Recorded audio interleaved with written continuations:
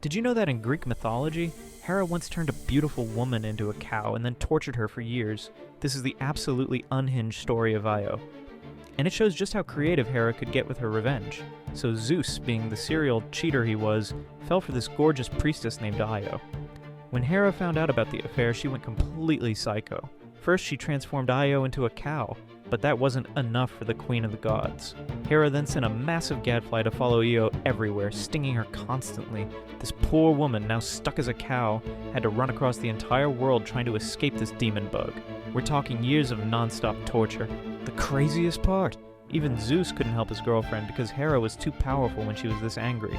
Io wandered the earth in agony, until she finally reached Egypt, where Zeus was allowed to turn her back into human form. But here's the kicker.